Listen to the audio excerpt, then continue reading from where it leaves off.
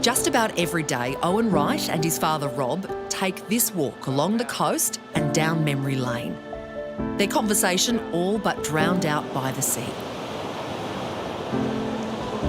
Looks all right, doesn't it? See that one there? Dementia's been a really tough thing for me to watch. Owen's dad is just 67. When he first got diagnosed, I took it really hard. And then once I'd worked through that, I can really start to see the joy of being able to be there for him. It's looking pretty good today, eh?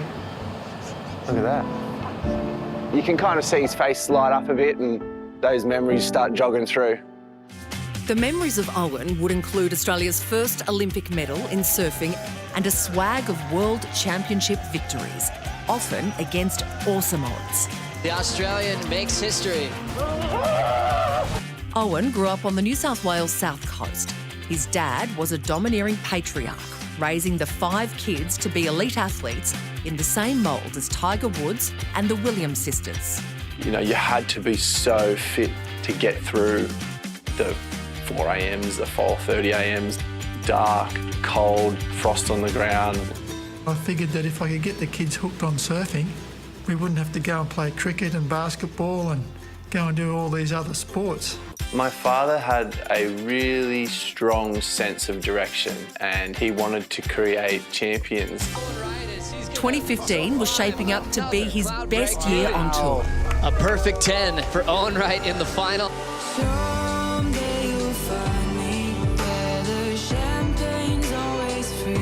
And thanks to meeting 19-year-old singer-songwriter Keita Alexander, it was about to get even better. So Owen then stalked me and flew to Australia to meet me.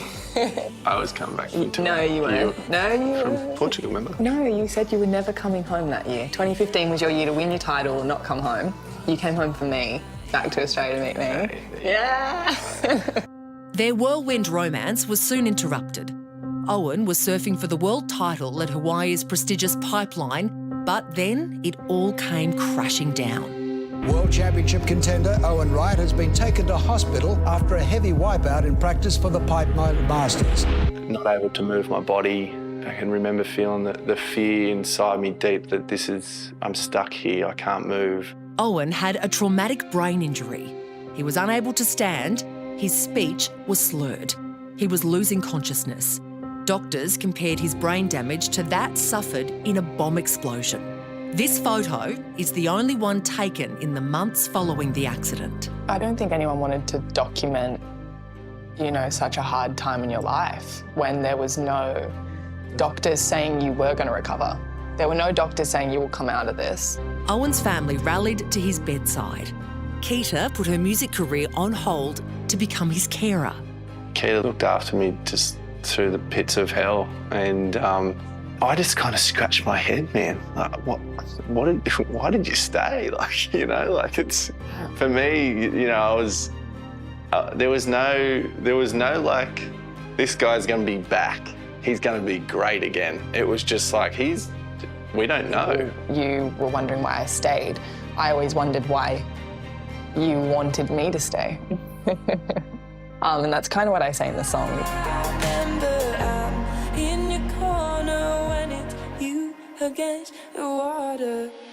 The uncertain times inspired Keita to write what would become one of her most popular songs. While Owen's mind wasn't working, other parts of his body were. In 2016, Varley was born. Becoming a father was this huge driving force within me to just get up every day and go for it. 6 months later, with the help of his dad, Owen was ready to go surfing again. He was a big believer that I was going to win my first event back. And Dad was right. More than a year after the injury, Owen won the first event of the 2017 World Tour. This is bigger than a surfing story. This is a life story. This is what it's all about. His partner, Keita Alexander, a very talented musician, always by his side. Stop, I might cry. It's just an overwhelming sense of achievement and like the testament to who he is as a person to push through adversity and get to that. Back on tour, Owen, who'd always taken concussions in his stride, was championing the use of helmets in big surf, riding to victory at Tahiti's Chopu, the world's most terrifying wave. I felt like myself again. I felt that feeling inside, that fire, that kind of mongrel that you need to have to compete at that level and win. But suddenly, a new challenge rocked their world. Rob had been diagnosed with dementia. During our interview, he wandered in How are you, mate? and delivered the mail. Oh, wow. Thank you. What do we got? Look at that. Was there any surf? We didn't go there, not one. Oh. Went the other way. As a surfer, Rob had pushed himself as hard as he's pushed his kids. He for sure has had some big wipeouts. I know he has. Was there head injuries involved in his condition now? And it's something that does scare me a little bit. Well, a lot. So much so that Owen asked neurosurgeon Charlie Teo for advice about his own brain injury. And Dr. Teo, he said, mate, it's time to stop. Otherwise, you'll end up with dementia. And it was just like a ton of bricks. And he had no idea of my father's condition or anything. Owen retired from pro surfing in April.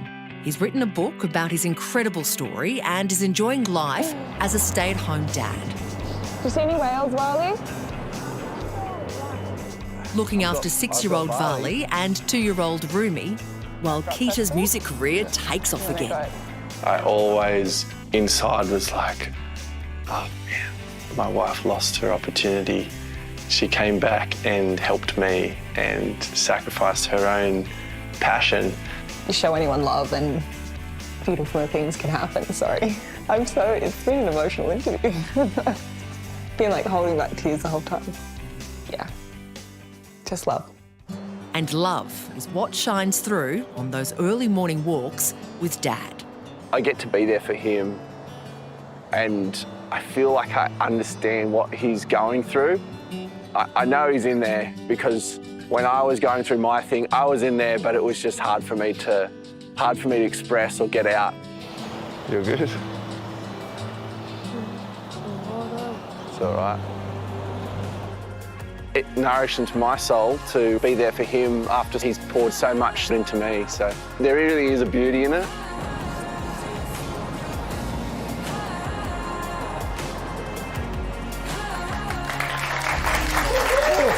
Beautiful story. Love to read that book. Layer after layer after layer, that wasn't there.